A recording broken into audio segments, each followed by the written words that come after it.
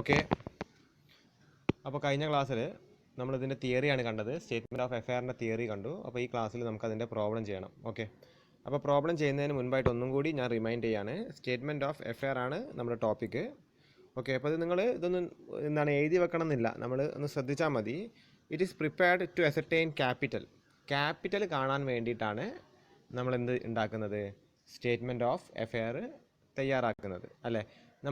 നമ്മൾ കണ്ടതാണ്. അപ്പോൾ പ്രോഫിറ്റ് അല്ലെങ്കിൽ ലോസ്, നമ്മൾ ഒരു സിംഗിൾ എൻട്രി സിസ്റ്റം ഫോളോ ചെയ്യുന്ന ഒരു സ്ഥാപനത്തിൻ്റെ പ്രോഫിറ്റ് അല്ലെങ്കിൽ ലോസ് നമ്മൾ കാൽക്കുലേറ്റ് ചെയ്യുന്നത് നമ്മളെന്താണ്, statement of profit and loss ഉപയോഗിച്ചിട്ടാണ്. നമ്മൾ കഴിഞ്ഞ ദിവസം ചെയ്ത പ്രോബ്ലത്തിൽ നമ്മൾ statement of profit and loss ആണ് ചെയ്യുന്നത് അല്ലേ. സ്റ്റേറ്റ്മെൻറ്റ് ഓഫ് പ്രോഫിറ്റ് ആൻഡ് ലോസിൽ നമ്മൾ ആദ്യമായി ചെയ്യുന്നത് എന്താണ്, നമ്മൾ ക്ലോസിങ് ക്യാപിറ്റലാണ് ആദ്യമായിട്ട് എഴുതുക. അത് കഴിഞ്ഞിട്ട് നമ്മൾ എന്ത് ചെയ്യും, ഓപ്പണിംഗ് ക്യാപിറ്റൽ എഴുതും. ഈ ഓപ്പണിംഗ് ക്യാപിറ്റലും ക്ലോസിംഗ് ക്യാപിറ്റലും ക്വസ്റ്റ്യനിൽ തന്നിട്ടില്ല എന്നുണ്ടെങ്കിൽ നമ്മൾ ഇതും കൂടി കമ്പ്യൂട്ട് ചെയ്യണം. അപ്പോൾ അത് കമ്പ്യൂട്ട് ചെയ്യാൻ വേണ്ടിയിട്ടാണ് നമ്മൾ എന്തുണ്ടാക്കുക, ഈ പറയുന്ന സ്റ്റേറ്റ്മെൻറ്റ് ഓഫ് എഫെയർ തയ്യാറാക്കുക. അപ്പോൾ ഇതാണ് ഇതിൻ്റെ ഫോർമാറ്റ്. ഈ കൊടുത്തിരിക്കുന്നതാണ് ഫോർമാറ്റ്. ഓക്കെ, ഈ ഫോർമാറ്റ് നിങ്ങൾ വരയ്ക്കണ്ട, നിങ്ങൾ വരച്ച് വെക്കണമെന്നില്ല. ഈ ഫോർമാറ്റ് ഒന്ന് എന്താണ് മനസ്സിലാക്കുക. അപ്പോൾ ഒരു സാധാരണ ബാലൻസ് ഷീറ്റിൻ്റെ അതേ ഫോർമാറ്റാണ് എന്തിൽ വരുന്നത്, സ്റ്റേറ്റ്മെൻറ്റ് ഓഫ് എഫെയറിന് വരുന്നത്. അതായത് നമ്മുടെ റൈറ്റ് സൈഡിൽ അസറ്റ് വരും, നമ്മൾ ഇരിക്കുന്നതിൻ്റെ ലെഫ്റ്റ് സൈഡിൽ ലയബിലിറ്റീസ് എഴുതുക. ഓക്കെ, അപ്പോൾ ഇവിടെ നമ്മൾ എല്ലാ അസറ്റും എഴുതുക, ഇതിൻ്റെ ടോട്ടൽ എഴുതുക. ഓക്കെ, അപ്പോൾ അസറ്റ് ലയബിലിറ്റിയെക്കാട്ടും കൂടുതലായിരിക്കും എന്തായാലും വരിക. അപ്പോൾ ഈ ടോട്ടൽ എടുത്തിട്ട് ഇങ്ങോട്ടേക്ക് എഴുതുക, ഈ ടോട്ടൽ ഇങ്ങോട്ടേക്ക് എടുത്ത് എഴുതുക. എന്നിട്ട് ഇതിൽ നിന്ന് ഇവിടെ എന്തൊക്കെ ഇവിടെ ഞാൻ ഒറ്റ ലൈനേ വരച്ചിട്ടുള്ളൂ ലയബിലിറ്റി എന്ന് പറഞ്ഞിട്ട്, പക്ഷേ ഒരുപാട് ലയബിലിറ്റീസ് വരാൻ ചാൻസ് ഉണ്ട്. അപ്പോൾ എല്ലാ ലയബിലിറ്റീസും കൂടി കുറച്ച് കഴിഞ്ഞാൽ നമുക്ക് എന്ത് കിട്ടും, നമ്മുടെ ക്യാപിറ്റൽ കിട്ടും. അതാണ് ബാലൻസിങ് ഫിഗർ. ഓക്കെ, എല്ലാ അസറ്റും കൂടി ടോട്ടൽ ചെയ്യുക, അതെടുത്ത് ഇവിടേക്ക് എഴുതുക, ആ ടോട്ടൽ എടുത്ത് ഇങ്ങോട്ടേക്ക് മാറ്റുക. ആ മാറ്റിയ ടോട്ടലിൽ നിന്ന് എന്തൊക്കെ ലയബിലിറ്റീസ് നമ്മൾ ഇവിടെ എഴുതിയിട്ടുണ്ടോ ആ ലയബിലിറ്റീസ് കുറച്ച് കഴിഞ്ഞാൽ നമുക്ക് എന്ത് കിട്ടും, ക്യാപിറ്റൽ കിട്ടും. അങ്ങനെയാണ് നമ്മൾ ക്യാപിറ്റൽ കമ്പ്യൂട്ട് ചെയ്യേണ്ടത്. ഓക്കെ, അപ്പോൾ ഒരു ചോദ്യം നമുക്ക് ചെയ്ത് നോക്കാം. Calculate capital from the following information. Okay, അപ്പോൾ ഇവിടെ നമ്മളോട് ക്യാപിറ്റൽ ഇങ്ങനത്തെ ഒരു ചോദ്യം ഡയറക്റ്റായിട്ട് ക്വസ്റ്റ്യനിൽ കൊടുത്തിട്ടില്ല, അതായത് നമ്മളെ ടെക്സ്റ്റ് ബുക്കിൽ കൊടുത്തിട്ടില്ല. ഓക്കെ, അപ്പോൾ ഇത് ഞാൻ തരുന്നത് എന്താണെന്ന് വെച്ചാൽ നിങ്ങൾക്ക് ആദ്യം തന്നെ ക്യാപിറ്റൽ കാൽക്കുലേറ്റ് ചെയ്യുന്നത് എങ്ങനെയാണെന്ന് നമുക്ക് സിമ്പിളായിട്ടൊന്ന് നോക്കിയതിന് ശേഷം നമുക്ക് വലിയ ക്വസ്റ്റ്യനിലേക്ക് പോകാം. ഓക്കെ, അപ്പോൾ ഈ ഒരു ക്വസ്റ്റ്യൻ കഴിഞ്ഞ് പിന്നെ അടുത്ത ക്വസ്റ്റ്യൻ കുറച്ച് വലിയ ക്വസ്റ്റ്യൻ ആണ്. ഓക്കെ, അപ്പോൾ അത് എന്താണ്, കുറച്ച് ടൈം കൺസ്യൂമിംഗ് ആണ്, ഒരു എസ്സേ ടൈപ്പ് ക്വസ്റ്റ്യൻ ആയിരിക്കും വരിക. ഓക്കെ, അപ്പോൾ ഇത് വളരെ സിമ്പിളാണ്. അപ്പോൾ ഇവിടെ എന്താ പറഞ്ഞിരിക്കുന്നത്, നമ്മളോട് ക്യാപിറ്റൽ കമ്പ്യൂട്ട് ചെയ്യാനാണ് പറഞ്ഞിരിക്കുന്നത്. ഓക്കെ, അപ്പോൾ ഇവിടെ ക്വസ്റ്റ്യനിൽ പറയാത്തൊരു കാര്യമുണ്ട്. ഇത് സിംഗിൾ എൻട്രി സിസ്റ്റം പ്രകാരമാണ് എന്തുള്ളത്, നമ്മുടെ അക്കൗണ്ടിങ് തയ്യാറാക്കിയിരിക്കുന്നത്. ഓക്കെ, സിംഗിൾ എൻട്രി സിസ്റ്റം പ്രകാരം തന്നെയാണ് അക്കൗണ്ടിങ് തയ്യാറാക്കിയിരിക്കുന്നത്. അത് ക്വസ്റ്റ്യനിൽ പ്രതിപാദിച്ചിട്ടില്ല. ഓക്കെ, അപ്പോൾ നിങ്ങളത് എന്താണ് നോട്ട് ചെയ്ത് വെക്കുക. The accounts are prepared according to single entry system. Okay, അപ്പോൾ ക്യാപിറ്റലാണ് കമ്പ്യൂട്ട് ചെയ്യേണ്ടത്. അപ്പോൾ ഇവിടെ ഒരുപാട് ഐറ്റംസ് കൊടുത്തിട്ടുണ്ട്. ഓക്കെ, ഇൻഫർമേഷൻ കൊടുത്തിട്ടുണ്ട്. എന്തൊക്കെയാണുള്ളത്, ക്യാഷ് ഇൻ ഹാൻഡിൻ്റെ 8,000, cash at bank 9,000, stock in trade 2,000, plant and machinery എന്താണ് കൊടുത്തിരിക്കുന്നത് 30,000, ഫർണിച്ചർ 15,000, അതേപോലെ sundry debtors 5,000, sundry creditors 7,000, bank loan 50,000. Okay, bank loan 50,000. അപ്പോൾ ഇതൊക്കെയാണ് ഐറ്റംസ് ആയിട്ട് വരുന്നത്. അപ്പോൾ ഈ ഐറ്റംസ് ഒക്കെ എന്താണ് എന്നുള്ളത് നമ്മൾ തിരിച്ചറിയണം. ഓക്കെ, ഈ ഐറ്റംസ് ഒക്കെ എന്താണ് എന്നുള്ളത് നമ്മൾ കൃത്യമായിട്ട് തിരിച്ചറിയണം. ഓക്കെ, അതാണ് അക്കൗണ്ടിങ് പഠിക്കുമ്പോഴും അക്കൗണ്ടിങ്ങിൻ്റെ എക്സാമിനേഷൻ എഴുതുന്ന നേരത്തൊക്കെ നമുക്ക് ബുദ്ധിമുട്ട് വരുന്നത് എന്താണെന്ന് വെച്ചാൽ കാണുന്ന ഐറ്റംസ് എന്താണ് എന്ന് തിരിച്ചറിയാൻ സാധിക്കാതെ പോവുക. ഇതൊക്കെ ഏതൊക്കെ അക്കൗണ്ടിലേക്ക്, അതിൻ്റെ ഏതൊക്കെ സൈഡിലേക്കാണ് പോകുന്നത് എന്ന് തിരിച്ചറിയാതെ പോവുക. ഓക്കെ, അപ്പോൾ സാധാരണഗതിയിൽ ഈ ഐറ്റംസിൽ ഇത്രയും ഐറ്റംസ് എന്താണെന്ന് വെച്ചാൽ അസറ്റ്സ് ആണ്. ഇത് രണ്ടും എന്താണ്, ലയബിലിറ്റീസ് ആണ്. Okay, anything which can generate cash is asset. Okay, ഒരു സാധനം അത് ക്യാഷ് ഭാവിയിൽ ജനറേറ്റ് ചെയ്യാൻ ഉതകുന്നതാണെങ്കിൽ അത് അസറ്റാണ്. അതേപോലെ anything outflow of cash is liability. Okay, cash പുറത്തേക്ക് പോകാൻ ഹേതുവാകുന്ന കാരണങ്ങൾ അല്ലെങ്കിൽ സാധനങ്ങൾ എന്താണ്, ലയബിലിറ്റീസ് ആണ്. ഓക്കെ, അപ്പോൾ ഇതൊക്കെ ബാലൻസ് ഷീറ്റിൽ വരുന്ന ഐറ്റംസ് ആണ്, അല്ലെങ്കിൽ സ്റ്റേറ്റ്മെൻറ്റ് ഓഫ് എഫെയറിൽ വരേണ്ട ഐറ്റംസ് ആണ്. സിംഗിൾ എൻട്രി സിസ്റ്റം ആയതുകൊണ്ട് നമുക്ക് ബാലൻസ് ഷീറ്റ് ഉണ്ടാക്കാൻ സാധിക്കില്ല. ഡബിൾ എൻട്രി സിസ്റ്റത്തിലാണ് ബാലൻസ് ഷീറ്റ് ഉണ്ടാക്കുക. സിംഗിൾ എൻട്രി സിസ്റ്റത്തിൽ ബാലൻസ് ഷീറ്റ് പോലെ തന്നെ ഉള്ള സാധനമാണ്, അതേ ഫോർമാറ്റ് തന്നെയാണ് എന്ത്, സ്റ്റേറ്റ്മെൻറ്റ് ഓഫ് എഫെയറിനും. ഓക്കെ, അതിൻ്റെ റൈറ്റ് സൈഡ്, നമ്മുടെ റൈറ്റ് സൈഡ് എന്താണ് അസറ്റും, നമ്മുടെ ലെഫ്റ്റ് സൈഡ് ലയബിലിറ്റി വെച്ചിട്ടാണ് നമ്മൾ എഴുതുക. അത് ബാലൻസ് ഷീറ്റിലാണെങ്കിലും സ്റ്റേറ്റ്മെൻറ്റ് ഓഫ് എഫെയറിലാണെങ്കിലും. ഓക്കെ, അപ്പോൾ ബാലൻസ് ഷീറ്റിൽ പോകേണ്ട എല്ലാ ഐറ്റംസും സ്റ്റേറ്റ്മെൻറ്റ് ഓഫ് എഫെയറിലും പോകും.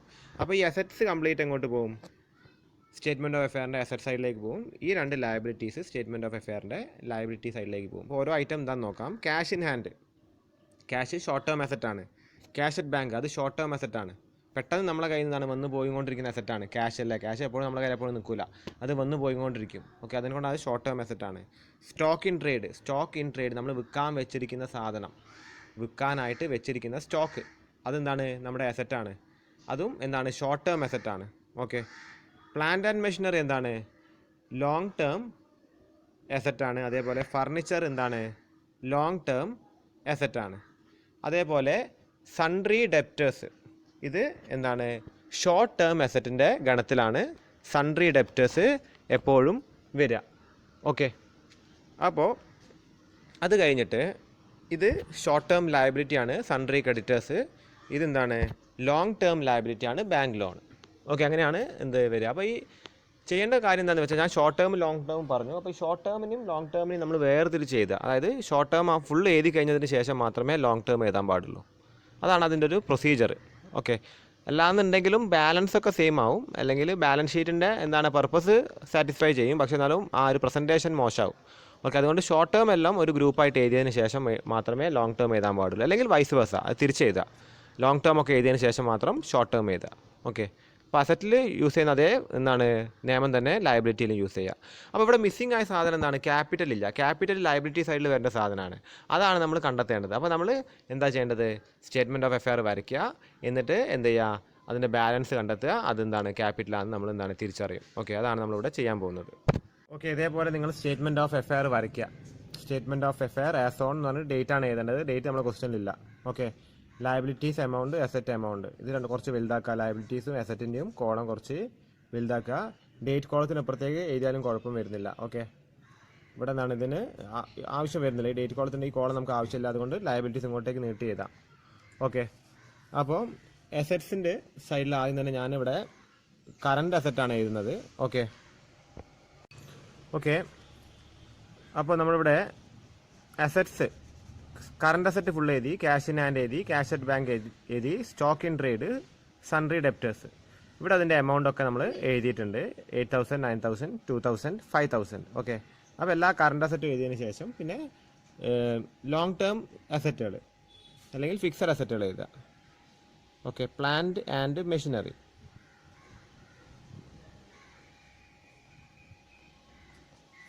പ്ലാന്റ് ആൻഡ് മെഷീനറി അതിൻ്റെ എമൗണ്ട് എത്രയാണ് വരുന്നതെന്ന് വെച്ചാൽ 30,000. അത് കഴിഞ്ഞിട്ട് ഫർണിച്ചർ എമൗണ്ട് എത്ര വരുന്നത് വെച്ചാൽ 15,000. ഓക്കെ, ഇതെല്ലാം കൂടി ടോട്ടൽ ചെയ്യുക. ഇതിൻ്റെ ടോട്ടൽ വരുന്നത് 69,000 ആണ്. താഴെ 2 ലൈന് വരയ്ക്കുക, മുകളിലൊരു ലൈന് വരയ്ക്കുക. ഇതേ ടോട്ടൽ എടുത്ത് ഇങ്ങോട്ടേക്ക് എഴുതുക, same parallel line. Okay, 69,000. Okay, അപ്പോൾ അത് ഇവിടെ എഴുതി വെക്കുക. ഓക്കെ, ഇനി നമുക്കിവിടെ ലയബിലിറ്റീസ് എഴുതാണ്ട്. അപ്പോൾ ലയബിലിറ്റീസ് ആയിട്ട് സൺട്രി ക്രെഡിറ്റേഴ്സ് ആണ്. അപ്പോൾ ഇവിടെ നമ്മൾ ആദ്യമായിട്ട് എഴുതിയ എന്താണ് ഷോർട്ട് ടേം അസറ്റ്സ് അല്ലേ, അതേപോലെ ഇവിടെ ഷോർട്ട് ടേം ലയബിലിറ്റീസ് ആദ്യം എഴുതാം. ഓക്കെ, അപ്പോൾ ഷോർട്ട് ടേം ലയബിലിറ്റി എന്തൊക്കെയാണ്, സൺട്രി ക്രെഡിറ്റേഴ്സ് എമൗണ്ട് വരുന്നത് 7,000. അത് കഴിഞ്ഞിട്ട് ബാങ്ക് ലോൺ എമൗണ്ട് 50,000. അപ്പോൾ ഈ 69,000 ഈ 50,000 ഈ 7,000 മൈനസ് ചെയ്യാം. ഇത് രണ്ടും കൂടി ആഡ് ചെയ്യാം. അപ്പോൾ 57,000 വരും. ഇത് രണ്ടും കൂടി ആഡ് ചെയ്തിട്ട് ഇതിൽ നിന്ന് അത് മൈനസ് ചെയ്യാം. അപ്പോൾ 69,000 minus 57,000 will be equal to 12,000. Okay, അതാണ് നമ്മുടെ ക്യാപിറ്റൽ. ഇത് തന്നെയാണ് നമ്മുടെ എന്ത് വരുന്നത് ബാലൻസിങ് ഫിഗർ ആയിട്ട് വരുന്നത്. ഇതാണ് നമ്മുടെ ഉത്തരം. ഓക്കെ, അപ്പോൾ ഈ ഒരു കണക്ക് നിങ്ങൾ എഴുതി വെക്കുക. ഓക്കെ, അപ്പോൾ ഇതിൻ്റെ വലിയ കണക്ക് ഞാനിപ്പോൾ തരാം. ഓക്കെ, ചോദ്യമാണ് നമുക്ക് നോക്കാനായിട്ടുള്ളത്. എക്സാമ്പിൾ 3. അപ്പോൾ ഇവിടെ എന്താണ് എഴുതിയിരിക്കുന്നത് ചോദ്യം വായിച്ചു നോക്കാം. A trader has not kept proper books of accounts, but from the following details you are required to ascertain profit or loss made by him during the year ended 31st December 2019 and statement of his affairs as on that date. Okay, അപ്പോൾ ചോദ്യത്തിന് ആദ്യ ഭാഗം മാത്രമേ ആയിട്ടുള്ളൂ, ബാക്കി ഭാഗങ്ങളുണ്ട്. അതിൻ്റെ പെർട്ടിക്കുലേഴ്സൊക്കെ നമുക്ക് ഇനി അടുത്ത പോർഷനിലാണ് നോക്കാനുള്ളത്. ഓക്കെ, ചോദ്യത്തിൻ്റെ കണ്ടിന്യൂഷൻ വരുന്നുണ്ട്. അപ്പോൾ ചോദ്യത്തിൽ എന്താ പറഞ്ഞത്, ഇയാളുടെ പ്രോഫിറ്റ് ആൻഡ് ലോസ് അസർട്ടൈൻ ചെയ്യാൻ പറയുന്നുണ്ട്, അത് കണ്ടെത്താൻ പറയുന്നുണ്ട്. അതേപോലെ സ്റ്റേറ്റ്മെൻറ്റ് ഓഫ് എഫെയറുകൾ, 2 സ്റ്റേറ്റ്മെൻറ്റ് ഓഫ് എഫെയർ തയ്യാറാക്കാൻ പറയുന്നുണ്ട്.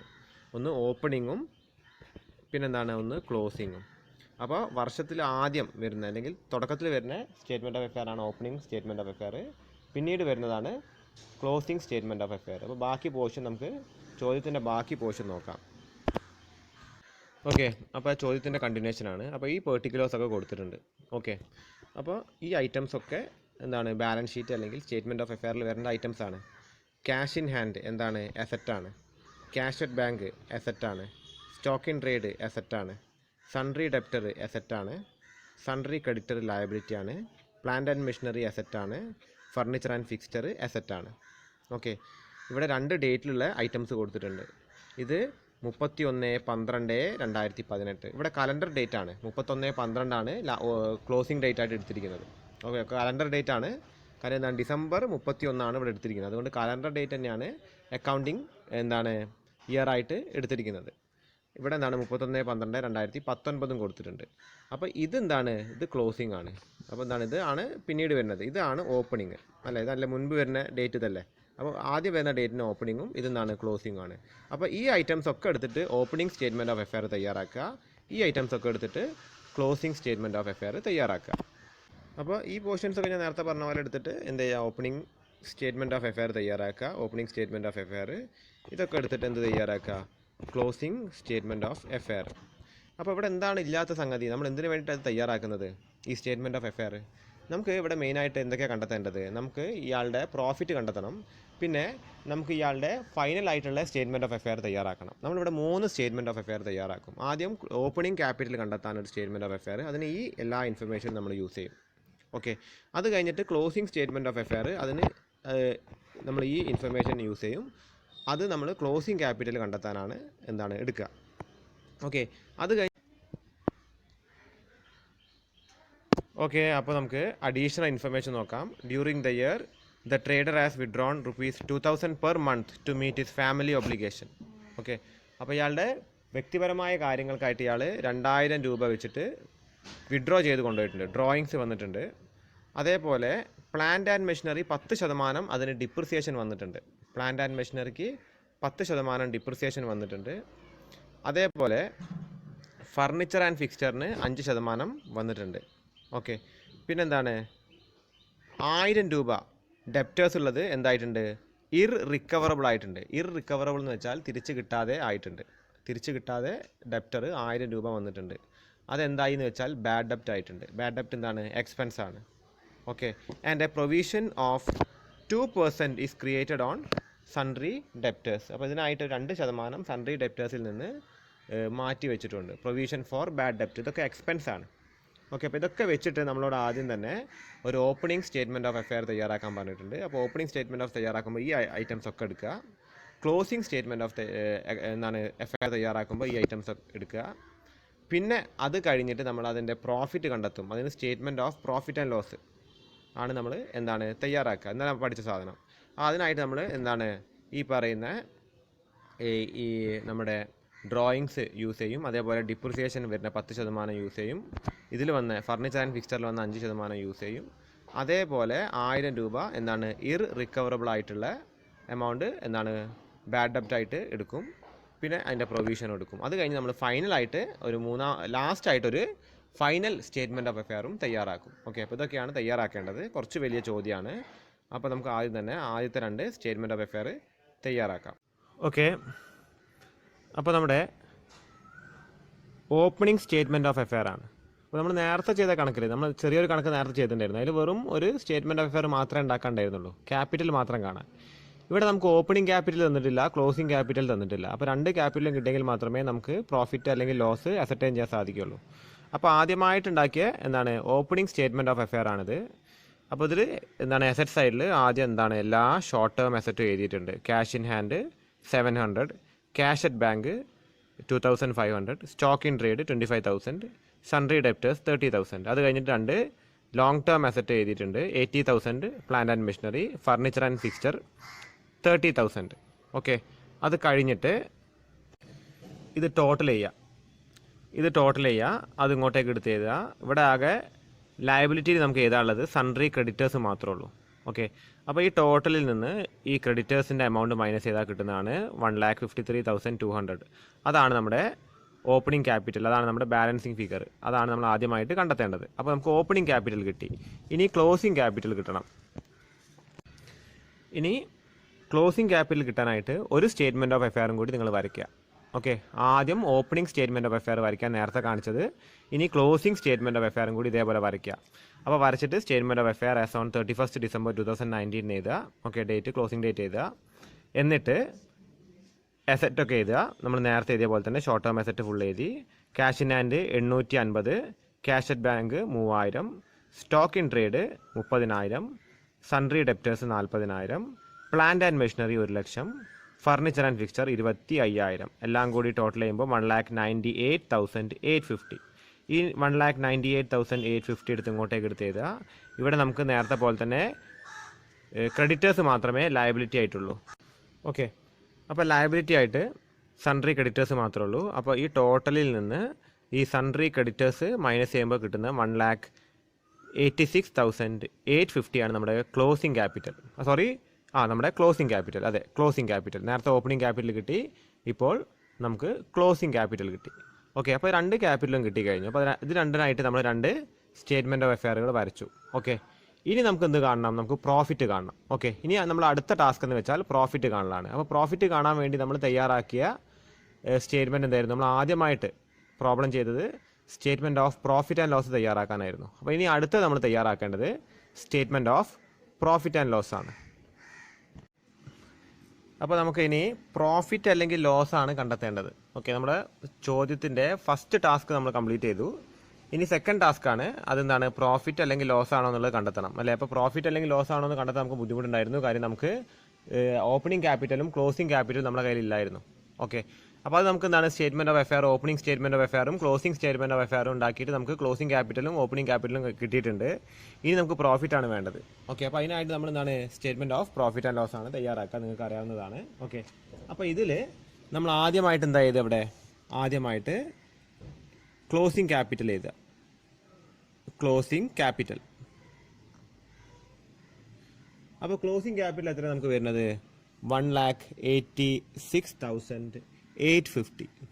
ഓക്കെ, ഇതാണ് നമ്മുടെ ക്ലോസിംഗ് ക്യാപിറ്റൽ. ഓക്കെ, അത് കഴിഞ്ഞിട്ട് ഇവിടെ നമുക്കൊന്ന് ചോദ്യം ശ്രദ്ധിക്കാം. ആ ചോദ്യം നമുക്കൊന്നുകൂടി നോക്കാം. അപ്പോൾ ചോദ്യത്തിൽ ഇനി അഡീഷണൽ ഇൻഫർമേഷനിൽ trader has withdrawn 2,000 per month to meet his family obligation. അയാളുടെ വ്യക്തിപരമായ കാര്യത്തിനായിട്ട് 2,000 രൂപ പെർ മന്ത്. അപ്പോൾ ഈ 2,000നെ 12 കൊണ്ട് മൾട്ടിപ്ലൈ ചെയ്തിട്ട് വേണം നമ്മൾ എവിടെ എഴുതാനായിട്ട്? നമ്മുടെ സ്റ്റേറ്റ്മെൻറ്റ് ഓഫ് പ്രോഫിറ്റ് ആൻഡ് ലോസിൽ എഴുതാനായിട്ട്. ഓക്കെ, അപ്പോൾ അതൊരു കാര്യം ശ്രദ്ധിക്കുക. അത് കഴിഞ്ഞിട്ട് എന്ത് പറയുന്നുണ്ട്? Depreciate plant and machinery at 10% on average basis. Okay, average ബേസിസിൽ 10% പ്ലാന്റ് ആൻഡ് മെഷീനറി എന്ത് എഴുതുക? നമ്മുടെ profit and loss, statement of profit and ലോസിൽ എഴുതുക. ഓക്കെ, അത് എന്താണ്? എക്സ്പെൻസ് ആണ് ഡിപ്രിസിയേഷൻ. അപ്പോൾ ഡിപ്രിസിയേഷൻ എന്ന് വെച്ചാൽ പ്ലാന്റ് ആൻഡ് മെഷീനറി എവിടെ? പ്ലാന്റ് ആൻഡ് മെഷീനറി ഇതാണ് പ്ലാന്റ് ആൻഡ് മെഷീനറി, അല്ലേ? പ്ലാന്റ് ആൻഡ് മെഷീനറിൻ്റെ എമൗണ്ടുകൾ ഇതാണ്. അപ്പോൾ ഇത് രണ്ടും കൂടി ആഡ് ചെയ്യുക. 80,000 1,00,000 ആഡ് ചെയ്യുക. അതിനെ രണ്ടും കൂടി ആഡ് ചെയ്തിട്ട് അതിനെ 2 കൊണ്ട് ഡിവൈഡ് ചെയ്യുക. അപ്പോഴാണ് അതിൻ്റെ ആവറേജ് കിട്ടുക. ആ ആവറേജിൻ്റെ 10% ഡിപ്രിസിയേഷൻ. ഓക്കെ, എല്ലാ പ്രതിവർഷവും 10% ഡിപ്രിസിയേഷൻ പോകുന്നുണ്ട്. അപ്പോൾ ഇത് രണ്ടും കൂടി ആഡ് ചെയ്യുമ്പോൾ എത്രയായി? 1,80,000 1,00,000 കൂടി ആഡ് ചെയ്യുമ്പോൾ 80,000 1,00,000 കൂടി ആഡ് ചെയ്യുമ്പോൾ 1,80,000 ആയി. 1,80,000നെ 2 കൊണ്ട് ഡിവൈഡ് ചെയ്യുമ്പോൾ 90,000 വരും. 90,000 10% എന്ന് വെച്ചാൽ 9,000 ആണ് ഒരു വർഷത്തെ പ്ലാന്റ് ആൻഡ് മെഷീനറിയുടെ ഡിപ്രിസിയേഷൻ, അല്ലേ? ഓരോ വർഷവും നമ്മൾ അസറ്റ് യൂസ് ചെയ്യുമ്പോൾ എന്താണ്? അത് ഫിക്സഡ് നമ്മുടെ ടാഞ്ചിബിൾ അസറ്റ് ആണെങ്കിൽ അതിൻ്റെ വാല്യൂവിന് കുറവ് വരുന്നുണ്ട്. കാര്യം നമ്മൾ അതിന് തേയ്മാനം വരുന്നുണ്ട്. അപ്പോൾ അത് എന്താണ്? ബിസിനസ്സിൽ നമുക്ക് എക്സ്പെൻസ് ആയിട്ട് കണ്ടിട്ട് അത് കുറയ്ക്കാൻ സാധിക്കും. ഓക്കെ, അതിനൊരു കാൽക്കുലേഷൻ മെത്തേഡൊക്കെ ഉണ്ട്. അപ്പോൾ അങ്ങനെയാണ് ഇവർ 10% കിട്ടിയിരിക്കുന്നവർക്ക്. ഓക്കെ, അപ്പോൾ അത് ഡിപ്രിസിയേഷൻ പ്ലാന്റ് ആൻഡ് മെഷീനറിൻ്റെത്. അതേപോലെ ഫർണിച്ചർ ആൻഡ് ഫിക്സ്ചറിൻ്റെ എന്താണ്? ഇതേപോലെ 5%. ഇതിന് 10% ആണെങ്കിൽ ഇതിനെന്താണ്? 5%. അതും ഇതേപോലെ തന്നെ എന്ത് ചെയ്യുക? അത് രണ്ടും കൂടി ആഡ് ചെയ്യുക ആദ്യം. എന്നിട്ട് ഇതിനെ 2 കൊണ്ട് ഡിവൈഡ് ചെയ്യുക. ആ 2 കൊണ്ട് ഡിവൈഡ് ചെയ്തതിൻ്റെ 5% കാണുക, 5% കാണുക. ഓക്കെ, അപ്പോൾ അതും എന്ത് ചെയ്യുക, നമ്മുടെ സ്റ്റേറ്റ്മെൻറ്റ് ഓഫ് പ്രോഫിറ്റ് ആൻഡ് ലോസിൽ എഴുതി വെക്കുക. അത് കൂടാതെ എന്തൊക്കെയാണ് പറയുന്നത്, ദർ ഈസ് ഇർറിക്കവറബിൾ ഡെപ്റ്റ്. ഓക്കെ, അതായത് ബാഡ് ഡെപ്റ്റ് ഉണ്ട് 1000 രൂപ. ഡെപ്റ്റർ എവിടെ, സൺട്രി ഡെപ്റ്റർ ഇതാ, ഈ 40,000-ൽ ഇനി 1000 രൂപ കിട്ടൂല, അത് പോയി. ഓക്കെ, അപ്പോൾ അത് നഷ്ടമായി. നമുക്ക് 40,000 രൂപ ഈ വർഷം കിട്ടാണ്ടായിരുന്നു, അതിൽ ഈ 1000 രൂപ ഇനി കിട്ടാൻ പോകുന്നില്ല, അത് നഷ്ടമാണ്. അത് കൂടാതെ ഇവരെന്ത് ചെയ്യുന്നുണ്ട്, 2% ഇനി സൺട്രി ഡെപ്റ്ററിൻ്റെ പുറത്ത് എന്ത് വെക്കുന്നുണ്ട്, അവർ പ്രൊവിഷൻ മാറ്റി വെക്കുന്നുണ്ട്. കാര്യം ഇനിയും ചില ആൾക്കാർ തരാതെ ഇരിക്കാൻ ചാൻസ് ഉണ്ട്. അതുകൊണ്ട് ആദ്യമേ ഒരു കരുതൽ ധനമായിട്ട് 2% എന്താണ് ഇതിൻ്റെ പുറത്താണ് വരിക. അപ്പോൾ ഇതിൻ്റെ പുറത്തല്ല ഇനി വരിക, എന്താണ് ഈ 40,000-ത്തിൽ നിന്ന് അല്ലേ ഈ 1000 ഇനി കിട്ടൂല. അപ്പോൾ അത് കുറച്ചിട്ട് ആ കിട്ടുന്ന എമൗണ്ട് ഉണ്ടല്ലോ അതിൻ്റെ 2% എടുത്തിട്ട് നമ്മൾ അവിടെ എഴുതുക. ഓക്കെ, അപ്പോൾ ഇതൊക്കെയാണ് നമ്മൾ ഇനി അഡീഷണൽ ഇൻഫർമേഷൻ നോക്കേണ്ട കാര്യങ്ങൾ നമ്മുടെ സ്റ്റേറ്റ്മെൻറ്റ് ഓഫ് പ്രോഫിറ്റ് ആൻഡ് ലോസിൽ വരുന്നത്. ഓക്കെ, അപ്പോൾ ഇനി നമുക്കത് എന്താണ് ആ സ്റ്റേറ്റ്മെൻറ്റ് ഓഫ് പ്രോഫിറ്റ് ആൻഡ് ലോസിലേക്ക് എഴുതി വെക്കാം. ഓക്കെ, അപ്പോൾ ക്ലോസിംഗ് ക്യാപിറ്റൽ മാത്രമാണ് നമ്മൾ ആദ്യം എഴുതിയത്. അപ്പോൾ അതിൻ്റെ കൂടെ എന്ത് ചെയ്തുക, നമ്മൾ ഡ്രോയിങ്സ് ചെയ്തുക അല്ലേ, ഡ്രോയിങ്സ് നമ്മൾ ആഡ് ചെയ്യുക. ഇപ്പോൾ ഡ്രോയിങ്സ് പെർ മന്ത് 2000 ആണ്. അപ്പോൾ 2000 × 12 എത്ര വരും, 24,000. ഓക്കെ, അപ്പോൾ ഇത് രണ്ടും കൂടി ആഡ് ചെയ്യുമ്പോൾ വരുന്നത് 2,10,850. ഓക്കെ, ഈ എമൗണ്ട് കിട്ടി. അപ്പോൾ നമുക്ക് മറ്റ് എന്താണ് അഡീഷണൽ ക്യാപിറ്റൽ ഒന്നും ഇല്ലാത്തത് കൊണ്ട് ഇതാണ് നമ്മുടെ എന്തായിട്ട് വരുന്നത്, അഡ്ജസ്റ്റഡ് ക്ലോസിംഗ് ക്യാപിറ്റലായിട്ട്. ഓക്കെ, ഇനി നമുക്ക് എന്ത് ചെയ്യേണ്ടത്, നമുക്ക് നമ്മുടെ ഓപ്പണിംഗ് ക്യാപിറ്റൽ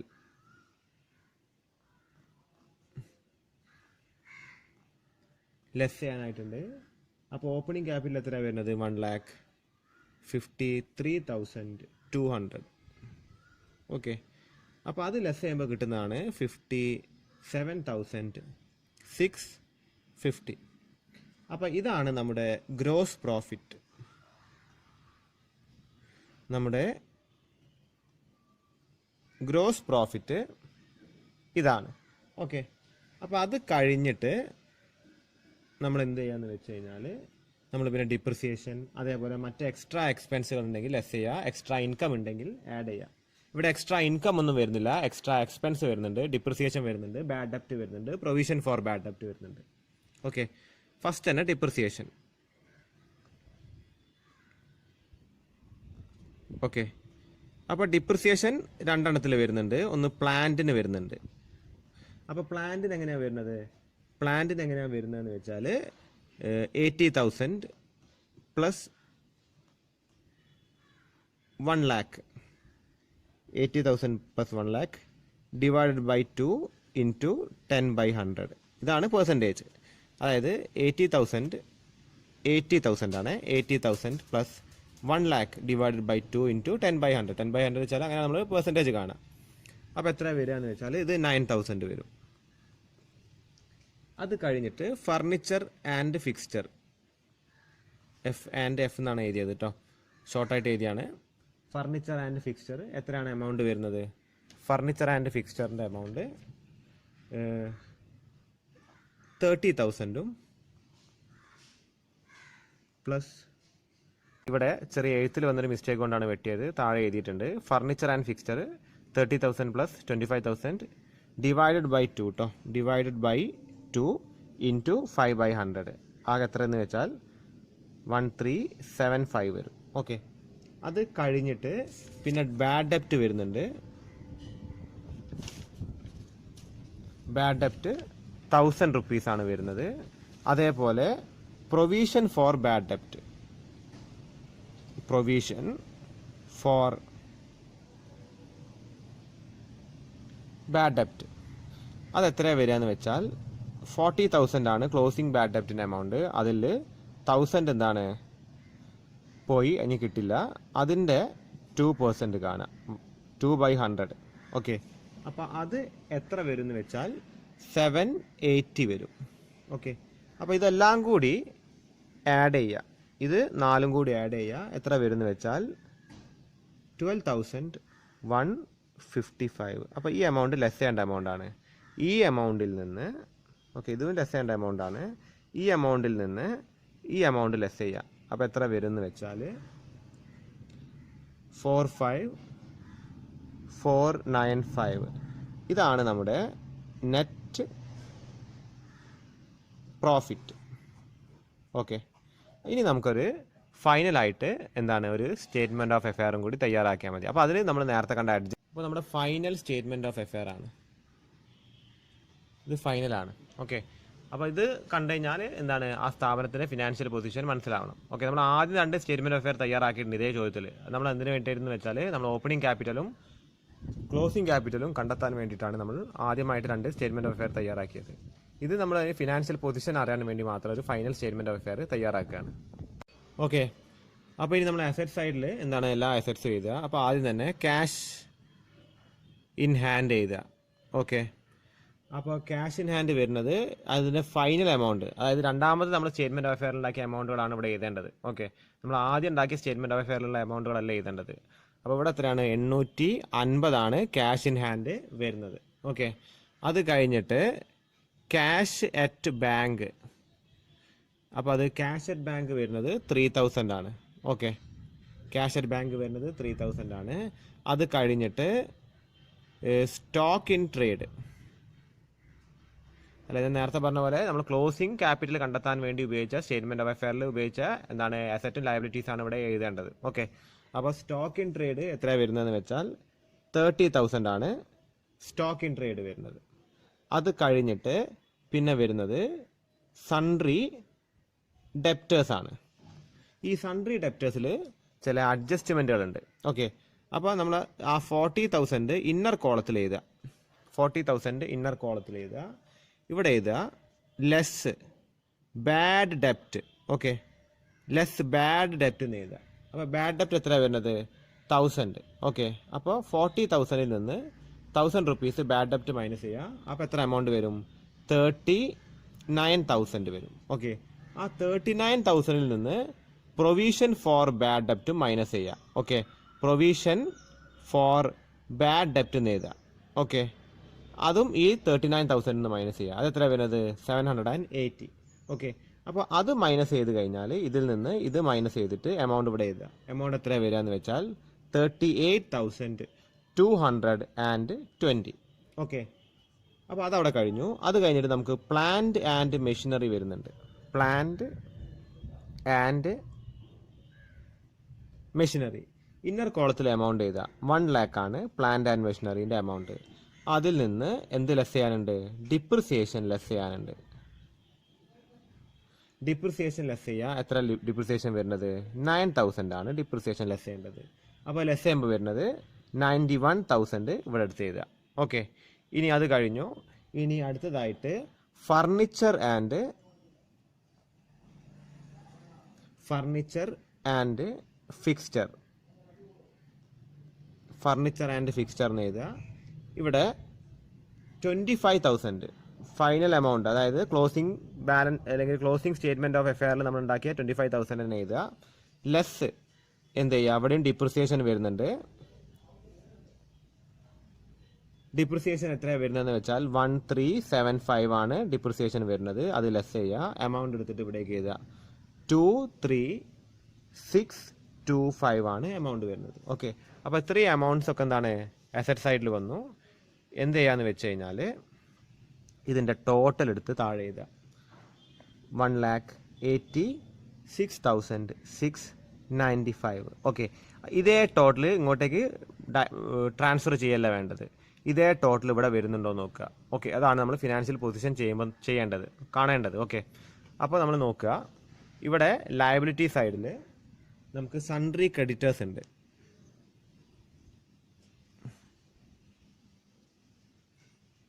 സൺട്രി ക്രെഡിറ്റേഴ്സ്